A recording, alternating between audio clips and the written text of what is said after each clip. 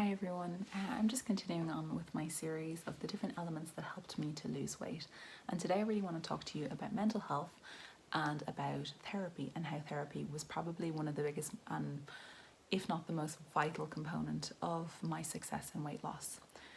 I have been to therapy on and off for the last 10 years. My first foray into therapy started about 10 years ago when I was diagnosed with binge eating disorder, and I was able to work through that with two different clinical psychologists at the time. However, while it clicked, it never really, I got over binge eating disorder, I recovered, but I was never actually able to lose weight then. I lost a little bit, but it didn't really stay off. And then I realized last year that I had kind of a bigger issue, or a different issue, should I say, which is food addiction. And the difference between binge eating disorder and food addiction is binge eating disorder tends to be in events where you consume a lot of food, and food addiction is where you are constantly consumed with thoughts of food and where you're going to get your next fix from. I started working last year with a new therapist, and she focused a lot on the body and on shame and trauma that's held within the body. And what she helped me to do was to understand where my food addiction came from. And that's a little bit about what I wanted to start off with. This is intensely personal, I'm gonna say, and this is my experience, so please just be very wary of that if you're watching this. And I'm not telling you that this is advice or this is suitable for everybody, but this is my experience of what happened. So we started to work on last year. I realized that the thoughts that I had about myself were extremely critical. They were constant. It was this really 24/7 negative narrative about worthlessness with shame. And I think for me, my worthlessness and shame came before even my weight gain. I think that was the catalyst, and I believe that's probably true for a lot of people, is that weight gain is actually a symptom of something else that's going on. And I have been overweight and obese and had disordered eating my entire life, and my negative self-talk has been consistent throughout that time. And what my therapist that I had for the last year helped me to do was to work through that shame, work through that negative self-talk and that self-critic, help to silence it, and help to understand why I reached for food and what was happening in that time. For a considerable amount of disordered behavior and disordered eating and addiction is a flight response to something that's happening. So for me, I held an awful lot of trauma, and whenever that trauma would surface, I would then not be able to deal with it, and I would want to flight outside of my body.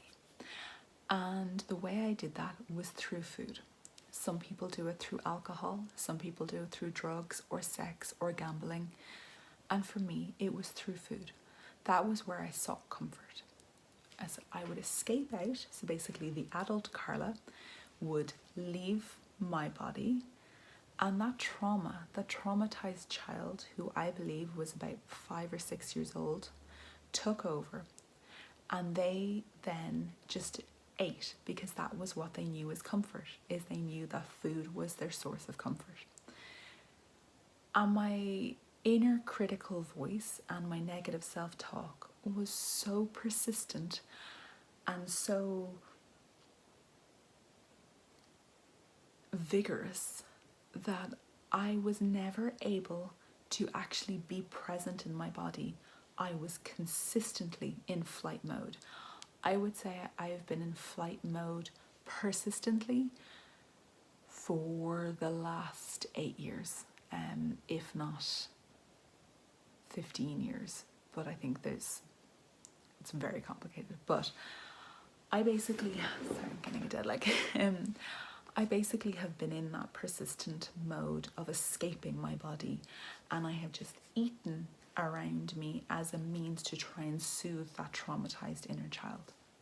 And I'm not going to get into the genesis of my trauma. I don't think that's important, but that's the methodology. So what my therapist helped me to do was to uncover some of that trauma and work through it. She helped me to learn to stay present in my body and how to not flight and how to not reach for food. And I believe that that is one of the ways, and probably the most important mental aspect of my weight loss, is not going for food. You know, I am okay to be uncomfortable in my body. The adult is present and can sit with it and deal with it and move on. And that is the beauty of therapy. And what I wanted to do today, what I thought might be really relevant for anybody who's seeking therapy or thinks that they might have some kind of issue that they need to address, is I thought I would go through some things, some maybe like a tips on therapy, and maybe to help reduce a little bit of anxiety about going and seeking therapy. Because first of all, if you are thinking of going for therapy, you should really pat yourself on the back, because it is extremely vulnerable to first of all admit that you might need some help with something, and it's actually such a great investment in your future. And I am 100% a mental health and therapy advocate. I have been through a lot, and it has helped me to become a completely different person, or actually probably the best version of adult Carla that there could be. I hate to be talking about myself in the third person, but it just helps in this situation. So the very, very first thing, and a lot of people have actually messaged me about this, and the first thing I wanted to talk about was how to find a therapist. So I'm going to kind of culminate 2 tips here. So the first thing is how I found a therapist, and the second is what type of therapy. Now, how I found my therapists is through good old-fashioned Google search. So I would search for therapy centres, for private practices, for clinics, and this is for private sector therapy. I'm not going to get into public sector therapy because it's different for each country. And I live in Ireland, and I only know about Ireland. But for private practice therapy, where you have to pay to go, my recommendation would be to first Google all the different centres that are within your area or within driving distance from you, or because of COVID, you might be able to do online sessions as well. But then, okay, so you find a list of 15 therapists on a site. Like, how do you know which one to go with?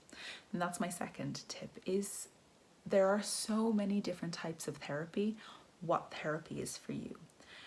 I have done cognitive behavioral therapy, relationship therapy specifically to food. I have done trauma and body work. And what I did to discover which therapist was going to be right for me is you can ask a therapist if you know one, or if somebody's working with one, they might be able to, like a friend is working with one, they might be able to suggest somebody. I particularly looked though at terms that I felt that I was feeling. So body, trauma, shame, lack of self-worth. These were all things that I was feeling. Critical voice, critical self-talk, food-related disorders. And most websites will have, of a therapist and therapists centres will have a profile for that therapist, and you can look through and see if any of those words resonate with you.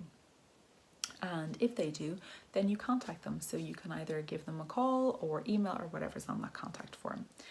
Then my third tip is just a warning, specifically in Ireland, and I'm not sure about the rest of the world, but it might take some time. Between when I had my realization about my negative self-talk and when I actually got to seek a therapist, to arrange an appointment with a therapist was about 4 or 5 months. So just a warning that it can take some time to find A, an available therapist, and B, the right therapist. So I contacted 4, and it took some time to find them, to contact them, and then for them to come back. And the first 3 were unavailable. And what I did then as well was ask them if they could suggest anybody that might work. And that is how I found my therapist. And I'm also really glad that I found that therapist and it didn't work out with any of the other ones. And that brings me to my next point, which is a kind of a weird saying, and I don't mean it literally, but date your therapist. I frown upon that in the literal sense, but what I'm saying is you don't have to go, if you find somebody, they're available, it's kind of like it's a type of relationship. You might not gel with that person, and that's okay. It's okay to change therapist is basically what I'm trying to say. I changed between my first and second therapist. It was actually forced upon me and I didn't want to, due to the first relocating. And finding the second one was actually probably one of the best things that ever happened to me. You don't know if you're going to get on with that person or if they're going to help you in the way that you need. And arranging a visit or a session or a phone call with that person might give you a better idea. And you don't have to go with them. Say you're 3 sessions in and you say, oh, okay, this is really not working for me. That's fully acceptable. And that's okay. If you're 15 sessions in and you go, I don't think this is working, that is completely okay. Your therapist totally understands that they might not be the person for you and that they may be able to help you find somebody else, or they may, just be like, okay, that's fine. So just, you don't have to stick with that one person if they're available. You wouldn't do that with dating somebody. And this is a relationship. It's developing a relationship because it's extremely personal. And that brings me on to my next point, which is that therapy is there for you. This is one of the only times that you are, without any restrictions or any caveats, you are the center of, you are the reason for this conversation, this relationship to exist, and working to help you with your mental health. You don't have to know what you're going to do. You don't have to come to the room or to the session and be like, okay, I'm going to work on this, this, and this. You can rock up and you can be like, I don't really know why I'm here, but I think I need help. And they will work it out with you. Typically, you will have an introductory session where they might take your details, they might learn about your family, they might learn about other things in your life, and then they can start to tease out issues. You don't have to perform, you don't have to get it right. It's okay. You can go in and be like, I don't really know. That's fine. That's okay. And therapy can be very, very painful. It is one of the most rewarding things you'll ever do, but it can be very painful, and it's okay to cry. If you're in the room, there's probably going to be a box of tissues beside you. That's the way it is, because I'd say specifically even with my last therapist, I'd say we've probably had 40 sessions, 50 sessions maybe, and I probably not cried in about 4 of them. So that's just to give you an idea of. And now I'm a very emotive person and I don't like to cry, but I do cry. So, that you may not experience that. You may not cry at all. That's okay as well. So it's just, you don't have to be on or perform in therapy. It's where you can be you and not be judged. They won't judge you. There's no shame. You can't get the answer wrong. It's all okay. It is this beautiful space that has been created for you to be vulnerable and to work through whatever you're feeling in here or in here and get it out. And that kind of brings me on to my last point. Therapy can be expensive. private practice therapy can be expensive. There are fantastic social enterprises in Ireland like My Mind, and I believe there are some in the States as well. And there are other therapy apps and tools which I can't speak to that offer a lower cost in therapy. I have chosen, the therapy that I have chosen over the last year costs me about €80 a session. And I don't have a very high income. I work for a charity. But therapy is probably the best investment that you can make in yourself.